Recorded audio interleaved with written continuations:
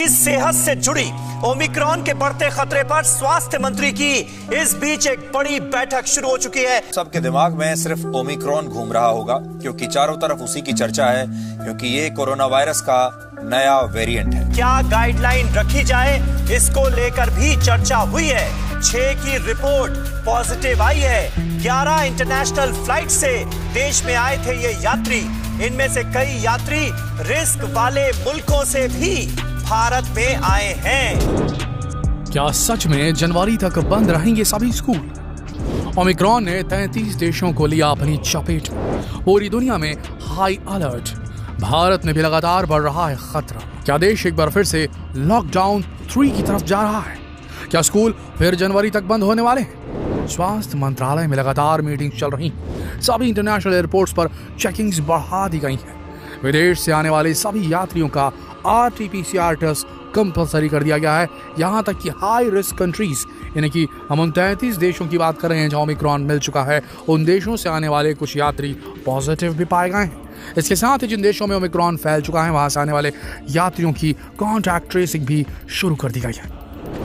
लेकिन स्वास्थ्य मंत्रालय के लिए सभी विदेशी यात्रियों को ट्रेस करना एक बड़ी मुसीबत बनता जा रहा है, क्योंकि कई लोगों ने अपने फ़ोन नंबर और एड्रेस ही गलत दिए हुए हैं। ऐसे में ये संभावना बनी हुई है कि कहीं यात्री ओमिक्रॉन को अपने साथ लेकर भारत तो नहीं एंटर कर गए, और कहीं यहाँ आपके आसपास तो नहीं। यह खतरा हर वक्त हमारे सर पर मंडरा रहा है। महामारी हो या ओमिक्रॉन, हम इस पर तभी जीत हासिल कर पाएंगे जब सभी नागरिक अपनी जिम्मेदारी निभाएंगे।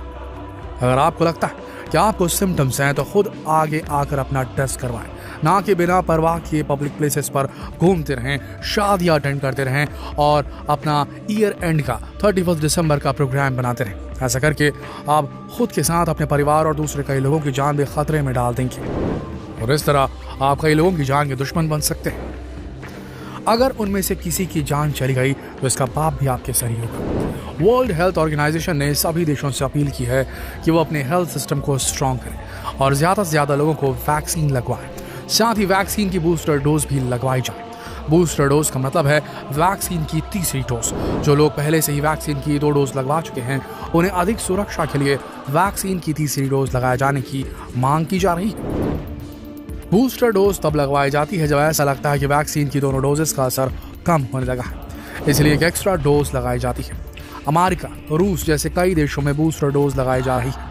वैसे तो हमारे देश में 100 करोड़ से ज़्यादा लोग वैक्सीन की पहली डोज ले चुके हैं, लेकिन वैक्सीन की दूसरी डोज के मामले में देश अभी भी काफ़ी पीछे है। ऐसे में वैक्सीन की तीसरी डोज इतनी बड़ी जनसंख्या को कैसे लगेगी, ये बहुत बड़ा प्रश्न है। जिस तेजी से ओमिक्रॉन पूरी दुनिया में फैल रहा है, ये बड़ी चिंता का विषय है। 27 नवंबर को केवल 5 देशों में ओमिक्रॉन के केस पाए गए थे। दिसंबर आते आते ये 33 देशों तक पैर पसार चुका है। ऐसा अनुमान है कि 393 लोग अब तक इससे संक्रमित हो चुके हैं। हालांकि एक राहत वाली खबर यह है कि ओमिक्रॉन का पहला केस 24 नवंबर को मिला था। तब से लेकर आज तक इस वेरिएंट से किसी की भी मौत की खबर नहीं है। इससे ऐसा लगता है कि शायद ये संक्रमण फैलता तेजी से हो, पर ये पहले आई महामारी के वायरस जितना जानलेवा शायद अभी कंफर्म नहीं है, शायद ना हो। अभी ये अपने शुरुआती चरण में, अभी ये सब अनुमान लगाना बेईमानी है। वैसे अभी इस पर हमें किसी ठोस रिजल्ट का वेट करना होगा, क्योंकि अभी डॉक्टर्स और साइंटिस्ट इस पर रिसर्च कर रहे हैं और उम्मीद है कि जल्द ही कोई अच्छी न्यूज़ हमें मिलेगी। लेकिन इस सब के बावजूद सरकार कोई रिस्क नहीं लेना चाहती, इसीलिए सरकार ने सभी राज्यों को लेटर लिखकर एयरपोर्ट पर सुरक्षा इंतजाम बढ़ाने की बात कही है। साथ ही हाई रिस्क वाले देशों से आने वाले सभी यात्रियों की पूरी जानकारी रखने को कहा गया है। इसके अलावा सभी यात्रियों को RT-PCR टेस्ट भी कराना कंपलसरी कर दिया गया है, जो फॉरेन कंट्रीज से इंडिया एंटर करेंगे। लेकिन रिपोर्ट से पता चलता है कि RT-PCR टेस्ट सिर्फ ये बताता है कि आप महामारी से संक्रमित हैं या नहीं, उसे ये कंफर्म नहीं होता कि आप किस वेरिएंट से संक्रमित हैं महामारी के, जिसकी वजह से जीनोम सीक्वेंसिंग जरूरी हो जाती है। लेकिन जीनोम सीक्वेंसिंग एक लंबी और बहुत महंगी प्रोसेस है, और वायरस किसी को इतना टाइम देता नहीं है। एक मरीज की जीनोम सीक्वेंसिंग रिपोर्ट आने में 4 दिन लगते हैं, और तब तक उस मरीज को ओमिक्रॉन पेशेंट ही माना जाएगा। और मुमकिन है कि जब तक उसकी रिपोर्ट आए तब तक उस मरीज के साथ कांटेक्ट में आए लोग भी संक्रमित हो जाए। इस तरह इस वेरिएंट ने भी भारतीय सिस्टम की एक और कमी की पोल खोल दी है। जी हाँ, महामारी का हर वेरिएंट हेल्थ सिस्टम की किसी न किसी कमी का फायदा उठाकर हम पर हावी हुआ है हर बार। जिस तरह महामारी के पहले वेरिएंट ने देश की स्वास्थ्य सेवाओं की पोल खोल दी थी, वहीं डेल्टा वेरिएंट ने ऑक्सीजन की कमी को जग जाहिर कर दिया था। उसी तरह ओमिक्रॉन वेरिएंट ने भी जांच में होने वाली देरी का फायदा उठाया है। ओमिक्रॉन डेल्टा वेरिएंट से 5 से 7 गुना ज्यादा तेजी से फैलता है, लेकिन ये पकड़ बहुत धीरे आता है और इसीलिए इससे खतरा ज्यादा बढ़ जाता है। वैसे अगर सरकार की माने तो उनका अनुमान है कि भारत में इसका प्रभाव और गंभीरता दूसरे देशों से कम हो सकती है, क्योंकि हमारे यहाँ डेल्टा वेरिएंट और वैक्सीनेशन की वजह से लोगों में इम्यूनिटी डेवलप हो गई है और अब इस वेरिएंट का उन पर इतना इफेक्ट नहीं होगा। इसलिए सरकार लोगों से लगातार वैक्सीन के दोनों डोज लगवाने की मांग कर रही है। सरकार अभी हालात की समीक्षा कर रही है और सरकार ने अभी फिर से लॉकडाउन और स्कूल बंद करने को लेकर कोई निर्देश जारी नहीं किए, लेकिन आसार उस प्रकार के नजर आ रहे हैं जिस तरीके से कड़ाई बरती जा रही, तो हो सकता है बच्चों के लिए स्कूल्स बंद कर दिए जाए, पर अभी कोई निर्देश नहीं आया। अगर ताज़ा हालात की बात करें तो देश में पिछले 24 घंटों में महामारी के 9,216 नए केसेस सामने आए हैं। रिकवरी रेट की बात करें तो 98.35% है। पिछले 24 घंटे में 8,612 लोग महामारी से ठीक हुए हैं। अब तक कुल 3,40,45,666 लोग ठीक हो चुके हैं। वीकली पॉजिटिव रेट 0.84% है, जो कि पिछले 19 दिनों में 1% से नीचे है। अब तक कुल 125.75 करोड़ वैक्सीनेशन हो चुका है, जिसमें से 46 करोड़ लोग वैक्सीन की दोनों डोज लगवा चुके हैं, लेकिन इसके बावजूद भी अभी देश की एक बड़ी जनसंख्या पर खतरा मंडरा रहा है। अब बात करते हैं ओमिक्रॉन के लक्षण की। बहुत ज्यादा थकान, हल्का सर दर्द, पूरे शरीर में दर्द, गले में खराश, सूखी खांसी। अगर आपको इनमें से कोई भी लक्षण दिख रहे हैं तो बिना लापरवाही के तुरंत डॉक्टर के पास जाएं। ओमिक्रॉन के केस में आपको स्वाद और गंध महसूस ना होने जैसी परेशानी नहीं महसूस होगी, इसलिए इनका वेट ना करें। वहीं डॉक्टर्स ने यह भी बताया कि डेल्टा जैसे अन्य संक्रामक म्यूटेंट के साथ महामारी के ओमिक्रॉन वेरिएंट से संक्रमित लोगों में से कुछ मरीज एसिम्प्टोमेटिक यानी बिना लक्षण वाले भी हैं।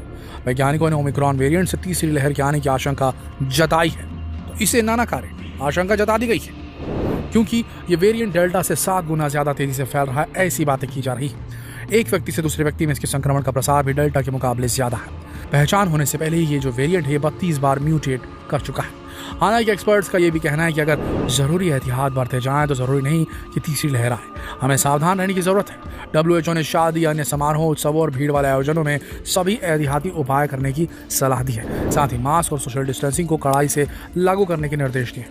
देखा जाए तो ये महामारी ओमिक्रॉन, ये बीमारियां आपकी ईमानदारी और सच्चाई पर बहुत हद तक डिपेंडेंट है। अगर आप सही समय पर सही कदम उठाएंगे तो अपने साथ कई और लोगों की जान भी बचा सकते हैं। इस मामले में की गई लापरवाही केवल आपके लिए नहीं बल्कि आपके अपनों के लिए भी जानलेवा साबित हो सकती है।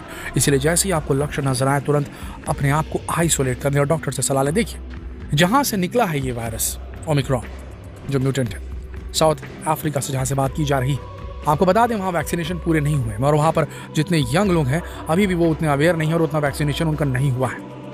ऐसी स्थिति में आज की स्थिति अगर देखा जाए तो साउथ अफ्रीका में उतनी त्राही नहीं मची है जहाँ वैक्सीनेशन नहीं हुआ है। मतलब ओमिक्रॉन जानलेवा नहीं है, अभी तक नहीं परसीव किया जा सकता है खबरों की बात अगर माने, क्योंकि जहाँ से निकला है वहाँ तो त्राही नहीं मची। जबकि वहाँ का हेल्थ सिस्टम, जोहान्सबर्ग का हेल्थ सिस्टम की अगर बात की जाए तो उतना लचर है कि वो हैंडल नहीं कर पाएगा अगर वो महामारी वहाँ पर आउटब्रेक हो गई। 7 गुना ज़्यादा तेज़ी से अगर ओमिक्रॉन फैल भी रहा है वहाँ पर तो वहाँ मौतें नहीं हो रही हैं। तो इससे ये भी कयास लगाए जा रहे हैं कि ओमिक्रॉन एक हवा बनाया जा रहा है न्यूज़ चैनल्स के द्वारा और कुछ नहीं। तो डरिए नहीं, भय नहीं, आपको समझदारी से काम लेना है। समझदारी से काम लीजिए और अपने आप को और अपने परिवार को सेव कीजिए। ये अति महत्वपूर्ण वीडियो आज के आज शेयर कीजिए फेसबुक पर, व्हाट्सएप पर, यूट्यूब पर, ताकि लोगों की आंखें खुल सके। कल फिर मिलेंगे एक और इंपॉर्टेंट न्यूज़ के साथ। तब तक के लिए आप सबका इस वीडियो के अंत तक बने रहने के लिए दिल से धन्यवाद।